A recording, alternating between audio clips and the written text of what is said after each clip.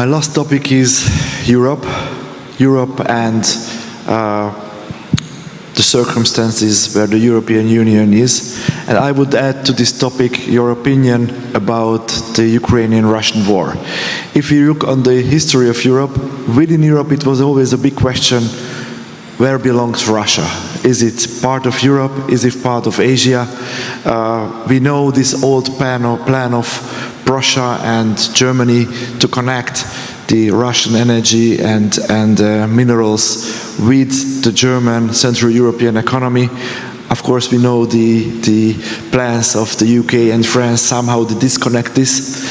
How does it look like for the future? How does this whole game and this whole thing, what is going on between the West and the East, between Russia and Europe and the Western world, what kind of role will it play for the whole question that we have as a title here? What is your opinion about this? And especially in our region, we are next to Ukraine. It's a big question and a big fear in our society. Will this war end soon? How will it end? And because it's a big interest that we stop dying, that people are dying next to in our neighborhood.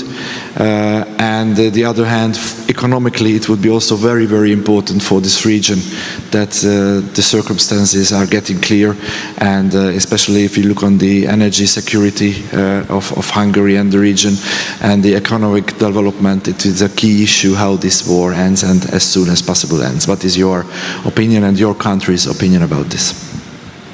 Please. So on the subject of the European Union, of course, Britain left the European Union. Unfortunately, we've kept all of the same mentality, all of the same bureaucracy, all of the same laws. So we are suffering from the same economic decline because the entire continent is over-regulated, overtaxed, the welfare state is far too big. We've got a massive problem with immigration, huge levels of immigration. We've got a problem with the eco-nutters, and we've also got a problem with Islamism. And all of those factors are part of a takeover, essentially, of institutions. And we were talking earlier about failed post-World War institutions, and the EU is the ultimate failing institution that is not democratic, and it reflects the elite opinions.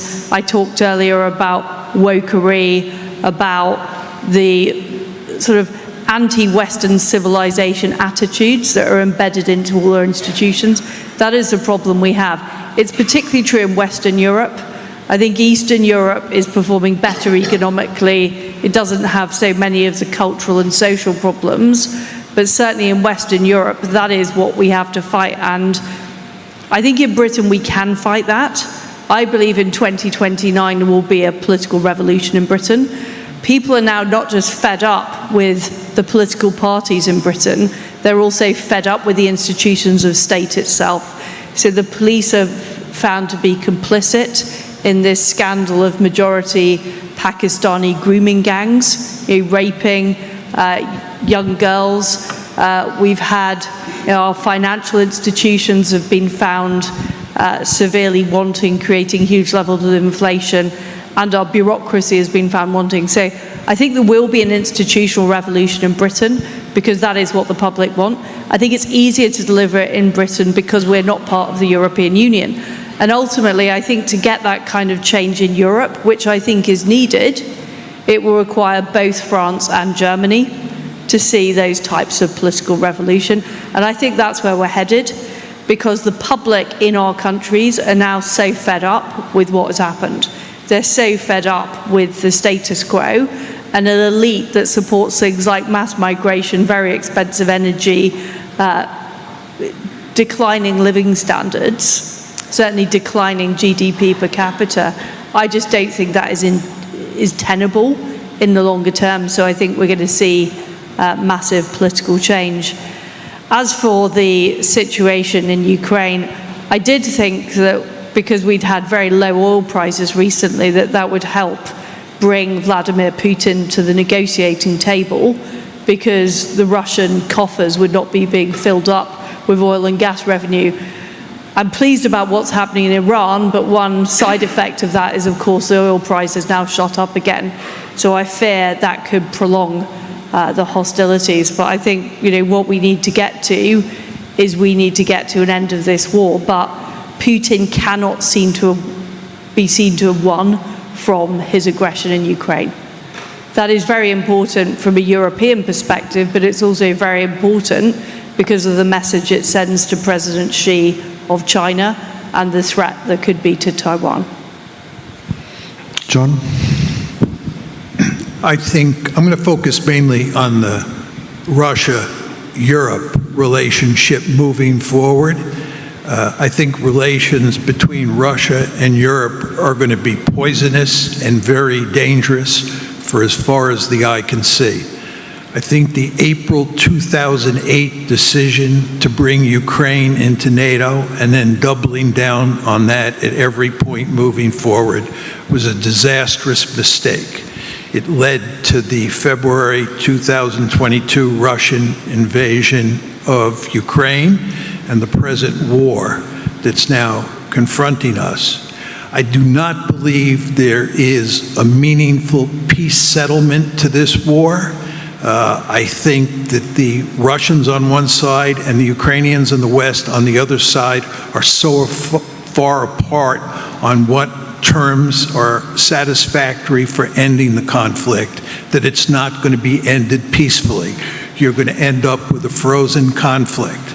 And when you get that frozen conflict, the Russians are going to be seen to have been the winners. The end result is that the West and the Ukraine will go to great lengths to undermine Russia's position in the part of Ukraine that they annex. At the same time, the Russians will go to great lengths to make sure that Ukraine is a dysfunctional rump state and do everything they can to wreck the politics and economics of Ukraine. The West, of course, save for a few countries, will have terrible relations with the Russians and do everything possible to undermine Russia's position. So if you look at just Russia versus Ukraine and Russia versus the West, in the wake of a frozen conflict, it looks terrible. Superimposed on this frozen conflict are at least 5 big potential flashpoints that could lead to a hot war. One is the Arctic, 2 is the Baltic Sea, 3 is Kaliningrad, 4 is Belarus, 5 is Moldova, and there's a 6th one, the Black Sea. These are all locations in Eastern Europe where big trouble could start, and easily start because of the poisonous relations between Russia and Ukraine and between Russia and the United States.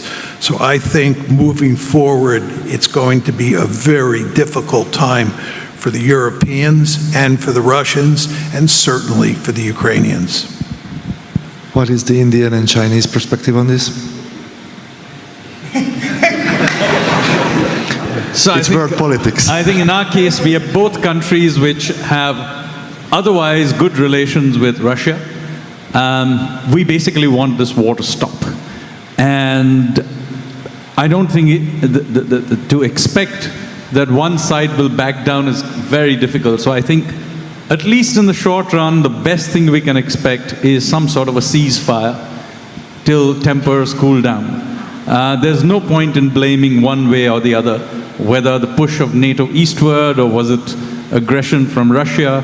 We can sort those out later. I think the first thing we've got to stop is actually the war going on. So I think some sort of a ceasefire will have to some point happen, and I think that is best we can expect in the short run. On Europe, well, if you listen to the big boys and girls in Brussels or in the big capitals, you get the sense that they are pounding their chests to take over the mantle of the liberal international order now that the US is kind of abandoning it. So we're not sure what to do. We're not sure whether we should tell them, come on, or to cheer them on. I think Europe should kind of make up its mind on what it wants to do. And you know, if you listen to the current U.S. government, their narrative on the conflict in Ukraine is now almost identical to what China has been saying for 3 years, okay, to the words. It's amazing. But now, you know, so I think Europe, it's a tough world out there. So maybe you don't change until, you know, you get mugged by reality.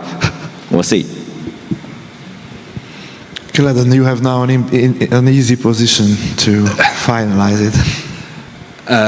I'm just looking at the clock, bleeding red, and thinking about how to wrap it up very quickly. But, well, I think I want to return to my earlier ironic analogy of base and superstructure. It's clear that in the relation between the US and Europe, that the US is going to demand a lot more of Europe in terms of its military spending and capacities, to be determined what that spending goes into and what the result of it is. That'll be a big theme of the NATO summit that's just coming up. But the bigger question, the $64,000 question plus several ensuing decades of inflation, is what is the mindset? What is the mind that is on top of that? What is the intellectual and strategic superstructure that would be on top of Europe? And there we see almost no sign whatsoever of a change in the elite mindset. It's pretty much attempting to be the continuation of the Biden administration at this point. There is not an intellectual plugging in to the strategic questions that face Europe. You know, if you ask about what Europe's strategy is in a rapidly changing global order, and you get a different answer to that question in 2018, 2020, 2022, and 2024, it does not mean that very, very smart, intelligent, shrewd strategists were rapidly responding to events. It meant that there was no clear goal and no strategy, leading to a very reactive viewpoint throughout. European relationship to China, is it decoupling or is it coupling because Trump is against them? I mean, there's no answer to these questions, or at least no answer that can be taken seriously, because when they change that rapidly, it undercuts the credibility of the person saying so. All we can be certain of is that in this kind of global competition, a Europe that becomes more divided, whose publics don't have the opportunity to vote for parties certain parties that would actually represent them, will result not only in a more dangerous politics in Europe, but also a much more dangerous situation for the globe. Because if those sentiments become more extreme, if people become more dissatisfied, and if European elites are unable to change their direction, then the consequences are damaging not only for them, but for everyone else as well. I think that we really see after this conversation that we are really towards a new geopolitical reality, as the title says. Thank you very much for this very interesting conversation, and I'm absolutely sure that within the next days the Budapest Global Dialogue will unwrap these topics more and more in detail, which I think is a very important task, and have very good conversations and have a very good conference in the next days. Thank you very much for your attention.